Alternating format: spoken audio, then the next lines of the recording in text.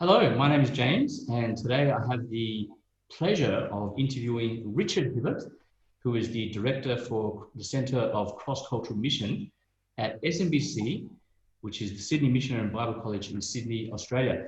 And I'm having with me now, Richard. Hi, how are you? Hi, James. Lovely to be here. Thank you for interviewing me. No, it's a pleasure. And yeah, just to get to know you a little bit, and for people watching, yeah, tell me a little bit about your background and how you became a Christian, or how you became a missionary, and even how I guess you came to eventually write this book with your wife, co-authored, I believe. We're talking about your book, the book called "Walking Together on the Jesus Road: Discipling in Intercultural Contexts." That's the book there. Yeah, tell us a little bit about your journey. It's interesting you should ask me right now. Only a couple of weeks ago, I was rung up by somebody. I didn't know who it was, and they left a voice message, and it turned out to be my neighbour from more than 40 years ago in England, a family next door who were really the only real Christians I was consciously aware of. They invited me along to all kinds of things, and I don't think I came to faith then, but years later at uni, I did. I made a promise to God, said, Lord, if you get me into medicine, I will serve you with my life. And he remembered that promise. Had forgotten all about it. We always forget, don't we? And at the end of that year, I did get into medicine, and my first friends were Christians. I couldn't remember this promise, but they started challenging me, and I went along to a Bible study. There was this girl I liked, and that was the reason why I went. And then she stopped going, but I kept going to the Bible study. And you know how you take it in turns to lead the study? Well, I had to as well. I got my Jerusalem Bible from home, and not long before I was asked by one of the fellow members of the group to go out to share the gospel with people at lunchtimes, and I tried with him, and it was through that I realized I had no idea what this good news actually was. So I started reading the booklet, and it was through that really the first time I hit home to me that Jesus had died on the cross for me, for my sins, in my place, and if I put my trust in him, I would live with him forever, and have forgiveness of sins, all those things, and I did, and everything changed. My first experiences after that were really a year after I became a believer. I discovered the Great Commission, which says, go into all nations, make disciples of all nations, and I started to think, okay, it may not be Australia, and I started praying through a book called Operation World, which talks about the prayer needs for different countries. And Turkey was the second country I prayed for, and really struck home to me.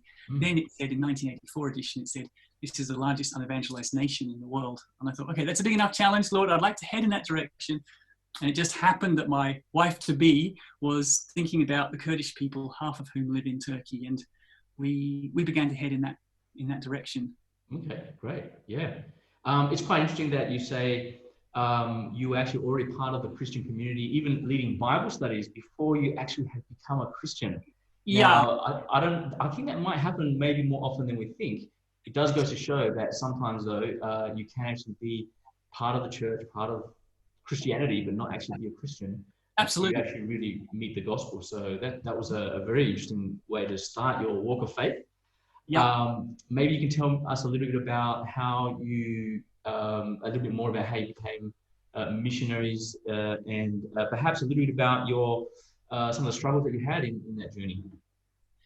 Well, the first challenge was getting there, and we had to finish our medical training. And just before we left, after candid orientation as a missionary, I just remember Evelyn had a dream, quite a challenging dream, where she saw two scary-looking beings come over the hillside, and we're by a sort of picnic table by a river, and these beings are saying, "You're coming into our territory." And it was scary. She woke up because of it. We prayed together and read some psalms together, and we really felt like it was, in a strange way, one, certainly an aspect of there's spiritual opposition to this, but two, a confirmation, in a weird way, confirmation from God that we're on the right track.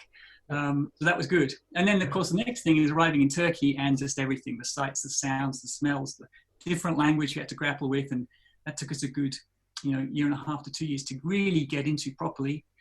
And the different values, the different religious backgrounds, the very, very welcoming and warm people. but we just had to adapt and change in so many ways, and we learnt a lot through that. Sure. Yeah. Sure. And yeah, from reading your book and also listening to your story previously, but I believe that you probably didn't feel, maybe you and Evelyn probably both didn't feel very well prepared, or you maybe thought you were prepared, but you probably found that you weren't prepared as much as maybe you feel you should have been. I think it's a common story that happens all across the world when missionaries from, say, Western countries go to countries that are totally different cultures, that have different worldviews. How did you feel that maybe your training or maybe your knowledge, experience was inadequate? I guess that also lead us to why you actually wrote this book. Sure. We found both in ourselves and for others that we weren't very well prepared for, or particularly, I think, sharing the gospel and sort of adapting the way we did it, that you do that on the job. But as we began to get into discipling new believers or those who are starting to walk on the Jesus road, my task, as it were, in Turkey was to follow up people who'd written into the Bible correspondence course for the first time, and it was their first meeting with a Christian. So sharing the gospel with them, whatever way, was fine, and I learned how to adapt that. But then when they wanted to walk on his road, because we weren't quite sure had they crossed that line, that heavenly line of being born again, quite often, how to disciple them. It's a big struggle to know, how do you disciple someone from a completely different religious background and a completely different culture with a different way of thinking. And that was something we kind of had to learn on the job and wanted to help others with, because a lot of people struggle with that. We tend to come I tend to come with my 10 lessons or 20 lessons or 50 lessons in my curriculum, but it just doesn't work. Right. That's not how people learn in most of the world. Well, I heard that there was a lady that Evelyn was discipling. And she did come to faith, and I believe you were saying that, she really became a disciple, a true disciple of Jesus. But there was a very different method, or it was very different to what you were normally used to, or what she was used to. Maybe you can explain that a little bit to give us some insight. Sure. So the way for her was her daughter, who had never been able to speak until age 9, and some visiting believers from another. This is the beginnings of a people movement all across Bulgaria, where thousands of Muslims are coming to faith in Christ. Place where we were, the region where we were, no believers, starting from scratch. But we had these visitors who had been Christians for a few years from another town, and they said, so sorry, we have to go across the border back to Turkey for a few days, for a couple of weeks. And they said, no problem, we'll take your place. And while they were there, this lady's daughter got prayed for. They prayed for her, and she ran home saying, Mommy, I can speak. Oh, really? Wow. So that was her grabbing of her attention, and maybe 90% of those who came to faith in Bulgaria have come to faith from this people group, the Milet, have come through their attention being grabbed through healing, someone in their family or themselves being miraculously healed. But then there's the getting on the Jesus road, actually getting to know him. So she started, her mum started coming to meetings. And I remember meeting after meeting, we'd have these kind of just discussing, talking on the floor, sitting on the floor. And she'd say, I love Jesus' way, but I love Muhammad's way as well. And I want to walk on both roads. And I said, I kept saying John 14:6, Jesus says, I am the way, the truth, and the life. No one can come to the Father except through me. And it didn't really get through until one day, this lady had a dream. And in the dream was God and Jesus and Muhammad. And God pointed to Jesus and said, this is the one I want you to follow. Wow. And from that day on, it was no problem. She was totally and utterly committed to following him and became a really great evangelist. So Evelyn went on to disciple her, and her way of doing it was to spend every Saturday 8 hours with this lady. Yep. And it wasn't just the lessons or the Bible or whatever. Out of those 8 hours, there might have been 2 hours in the Bible. They kind of worked through the Bible cover to cover. But there's lots of other things. Family came in and out. They had to make a meal for others. They'd sometimes show the Jesus film to visitors who came. It was in the lady's home. And lots of life going on. feeding the chickens. I don't know, maybe going to visit some other from neighbors, and yeah. Sure. Well, that's a great story, a great testimony. I just want to go back quickly and say it's interesting that you say that the thing that firstly got her attention was some sort of miraculous healing of some sort. Now, in the West, we are I know, even myself, many years ago, well, not really that long ago, but quite a few years ago, very skeptical of healings, and even to the point of saying, why should we legitimize healings as a way to evangelize when it's just I guess we think it's just going to get people away from the gospel and seeking all these signs and wonders. But what you're saying is you said that 90%. Now that's a high figure. 90% of people coming through some connection, either themselves or family member, someone in their circle of friends or family who was healed because some Christians prayed for them. Yes. And we weren't used to this at all. This is not our background. We're not used to seeing people healed, but it was happening. And to the point that even we visited another town every week to try and get to understand this wider new set of churches.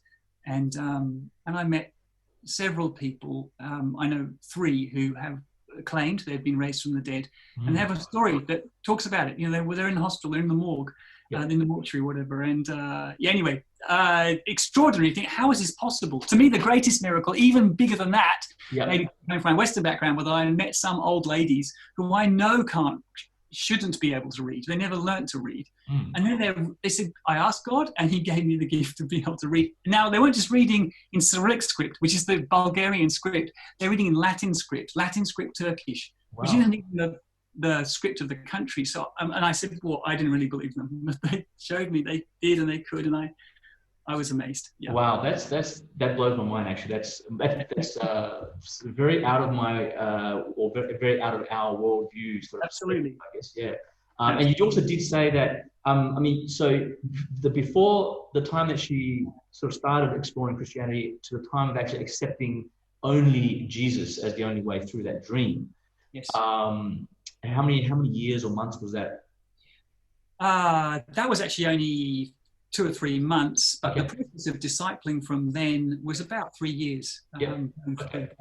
So there's a real process there, and in different cultures, the way people come to faith is very different to what we understand. And I guess what you're saying in this book is, as missionaries, or even people in local Sydney who are wanting to disciple people from other cultures, you don't have to be a missionary for this book to be relevant. What's the reason that you wrote you and your wife wrote this book? Well, as you say, people struggling with this issue. How do we disciple people from very different cultures than our own? And we came up with, well, there's probably a few major things we're trying to hit on, as it were. And one is that discipleship isn't what I thought it was, like passing on these lessons, but it's rather passing on a way of life through relationship. And it means opening up and sharing our lives, and including the issues we face, the difficulties we face with those we disciple, and showing them, I suppose, how we respond to all kinds of situations, opening up, if at all possible, also our family and how we relate as a family, because it's an issue that many people around the world would like help with. How do we do family better? I'm not saying we're perfect by any means, but there's been some things that over the years the Lord's helped Christian families with, and that we can pass on just by what we do, as much as by what we say. And it requires us to be transparent and vulnerable as disciplers. So it's much more than passing on a set of lessons. We're passing on life. Okay, yeah, great. And so you cover insight into that and possible steps and things that you need to consider, change the way we do things, understanding the person that we are wanting to disciple and their culture. That's right. As you said that, I think we in the West tend to abstract ideas and then understand those ideas cerebrally, and then somehow we're pretty good at applying them in real life. I don't know if that's entirely true, but what you're saying is, and I actually at SMC I did a subject and did research about it, and really realizing that a lot of people, Hindus, Muslims, other people of other cultures, they learn by watching. Yes. And they learn by concrete examples. And so if you're not sharing your life and your struggles and how you overcome them, by relying on the word and prayer and relying on God, they will not learn that as well, because they are pretty much watch and learn sort of style. That's right. Okay. All right, great. And and what other things do you think that this book can help anyone, whether a missionary or a local person wanting, or a pastor or evangelist wanting to disciple people of other cultures? I think that another thing is that we do tend to come with our own curriculum, our different topics. It does tend to be fairly abstract, often, especially from the West. You want to talk about God and Jesus and the church and baptism, whatever, and it's a whole lot of fairly abstract categories that a lot of the world can't relate to so well. They're much more concrete and relational. They learn through stories and drama and memorization of things and doing and, as you say, imitating, and they have a different set of, not just a different way of thinking and learning, but also a different set of questions and issues and fears and things they're wrestling with than we had growing up as believers. Some of them will overlap, but there are many new areas, and one of them that we concentrate on in one chapter is the unseen forces and powers that new disciples from other cultural backgrounds and religious backgrounds wrestle with. And so it's not, for instance, uncommon for a new believer to find themselves feeling like they're being strangled in the middle of the night. And it's a spiritual thing. It's a spiritual force or a spirit. And it's holding them back in some ways, putting fear into them, and all kinds of other ways in which people are held back in their growing as disciples. And if we make it seem like we just don't want to talk about that area, we say God's sovereign, or just sort of whitewash it and don't want to get in and help them with practical ways, then they look for other answers, and sometimes they look for other answers outside Christ. Sure. So even someone that is a Christian, and I've had this in our church in Granville, even people who people from other cultures who become Christians, but not long in, they do find that struggle of those sort of supernatural demonic forces. Sure. And I remember doing some quick research to learn how to pray for or against and these kind of things. And I do feel, as you say, if I wasn't able to help or provide some sort of answer that makes sense to them, and they do feel that and they do feel the power of God over their lives. In that instance, I do feel that they would have gone somewhere else to find that, and it may not be another church or Christian. It may be back to their old cultural ways. So that's right. Looking for spiritual power to address whatever is going on negatively. Sure. Some of the things we have to do with them are very practical, like going to their homes and praying through the different rooms and saying, in Jesus' name, go, be gone, and go to wherever you come from, to spirits and forces or any kind of thing that may be holding them back. Very practical things involving the community of believers in helping the new disciple. They often understand the issues that surround these things much better than we as the foreigner do. Different ways that we can help them practically with engaging unseen forces that they... Now, I do want to point out as well that I think some people watching this or reading your book may feel that you are... Sorry, I don't like categories and divisions too much, but they may think that you are coming from a very Pentecostal, charismatic... right.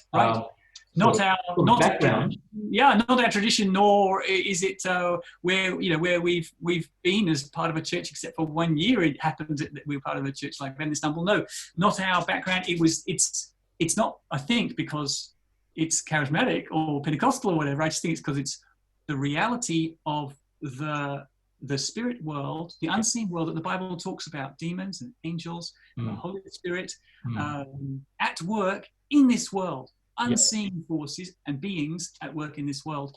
And to me, it's a biblical thing. And Paul Hibbert, a missiologist, says this is like a big blind spot for the West. I think he called the floor or the gap of the floor of the excluded middle, right? That's right. It's sort of I think it's a post-Enlightenment, or any country that's been through the Enlightenment period has this skepticism of the supernatural realm, but every other culture doesn't. And so I think we feel that we often are in the right, and others that experience these things are just merely superstitious and they're just thinking things in their head. But what you're saying is it is real. And we need real, to, and you look at the Bible, and this was Jesus' world, sure. and what he encountered. Satan and demons, Satan confronting him, and demons in people, and he teaches about angels, and he certainly teaches about the Holy Spirit in us. The one who is in you is greater than the one who is in the world.